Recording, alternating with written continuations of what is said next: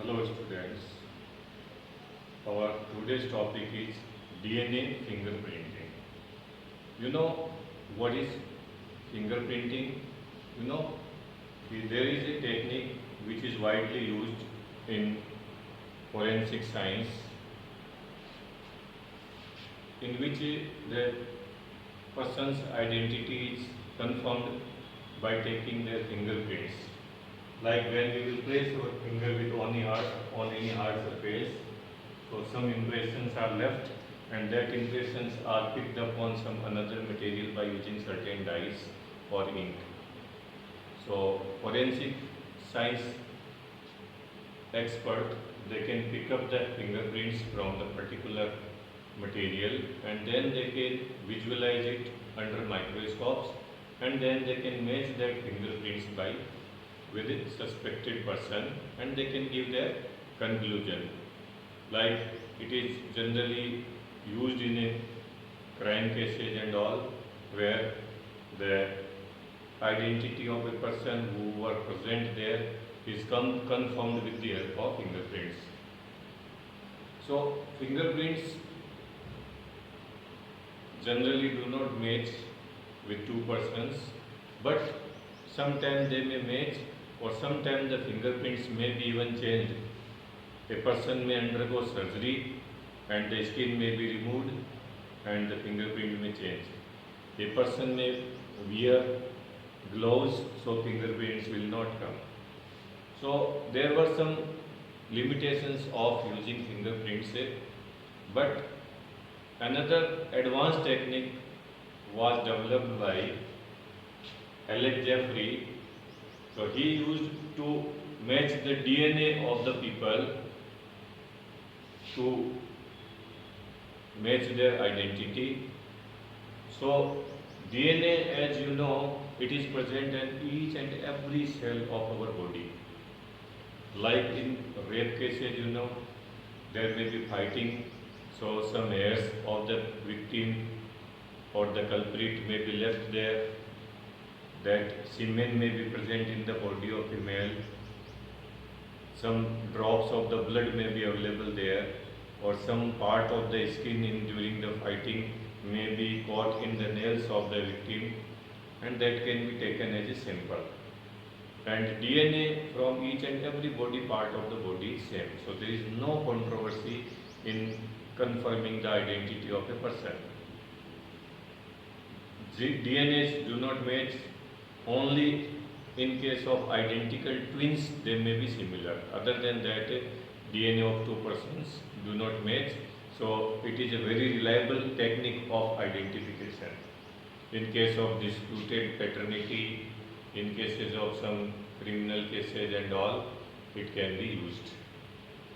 So this DNA fingerprinting uses a technique known as VNTR. What is VNTR? VNTR means variable number of tandem repeats. Actually, in every person's DNA, there are some parts of the DNA where the nitrogenous bases are repeated several times. It may be even thousands times or more than that. So that particular nitrogen bases, like here you can see one example, AGGTT, then AGGTT, AGGTT. So these 5 nitrogenous bases are repeated so many times. So these portions do not undergo any change, so they can be matched and the person's identity is confirmed. So now we shall discuss this technique in detail. What methodologies and techniques are used in this. So first step, we will collect the sample. Like as I told you, from the site of the crime, that forensic department people, they collect the sample. They take the sample from different part of that site. They may get the spit even, they may get blood sample, they may get skin, they may get hair, they may get semen. From nails, any part of the body can be used as a sample. And now from that, the DNA is isolated. So you know the cells have so many compounds around it. Its cell membrane is made up of lipid and protein. Then there are many other things. So by using different enzymes, all other components are digested and only DNA is separated by a technique called spooling. After that, that DNA which is collected is processed to make so many copies of the same DNA, because the sample may be lost during the process. So amplification by using PCR technique, polymerase chain reaction. This is a technique by which we can make 100 to several thousand copies of a particular part of the DNA.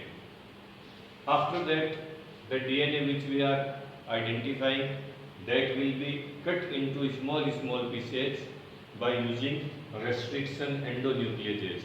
Restriction endonucleases are the enzymes which are called molecular scissor. So they will cut the DNA into small fragments. A particular restriction enzyme can identify a particular location in the DNA. So by mixing the desired restriction enzymes, we can cut the DNA into many fragments. After that fragments are separated by using a technique that is known as gel electrophoresis. So in this technique, the DNA fragments are loaded at one site and then electric field is applied. So since the DNA itself is a negatively charged molecule, so it moves toward a positive electrode through the agarose gel.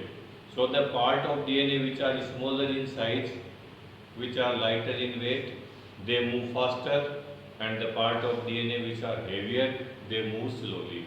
So this way a large number of bands are created in the agarose gel plate. Now these fragments are separated by technique using elution, and now these fragments are visualized by using suitable dye like ethidium bromide is used. They are stained with ethidium bromide and then they are visualized under ultraviolet radiation. So after that desired segment are separated by a technique that is known as Southern blotting technique. So the desired fragment of DNA are transferred from electrophoresis plate to nitrocellulose or a nylon membrane. Here they are hybridized with a VNTR probe. Actually, we already have ready-made probe, which search something. Probe into means to search something. So the VNTR probe means the probe which can identify variable number of tandem repeats in a particular part of DNA. So they are actually allowed to join with them. So they make a hybridized DNA because they can identify a particular part of the DNA in particular person. Now that after this, these hybridized DNA are detected by autoradiography.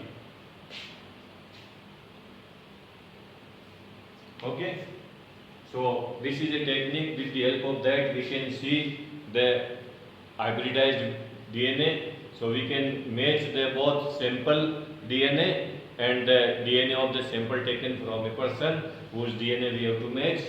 So if they are from the same person, both the bands will be matching exactly, and if they are from the different person, the bands will not be matching. So on the basis of this, we can conclude whether that person was responsible for crime or not, or he was present at that site of crime or not.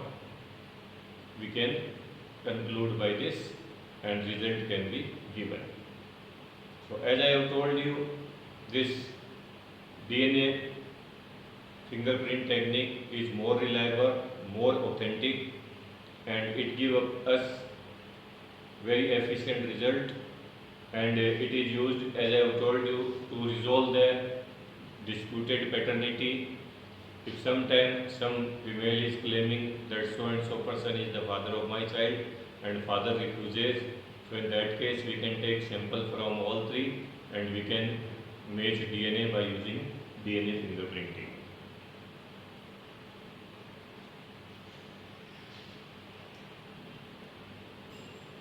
ये क्या आ गया?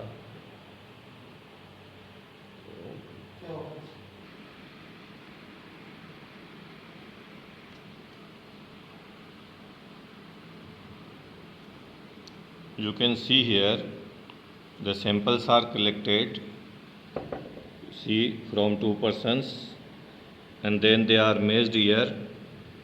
You see a person's C's DNA is there. So you can see the DNA of B and C are matching, but DNA of A and C are not matching. So by this we can give our result. If the person C is the sample which we have taken for testing. So person B was present at the site of crime. Person A was not present. Or in case of the dispute in paternity, we can say that B is related biologically to the person C, but A is not related.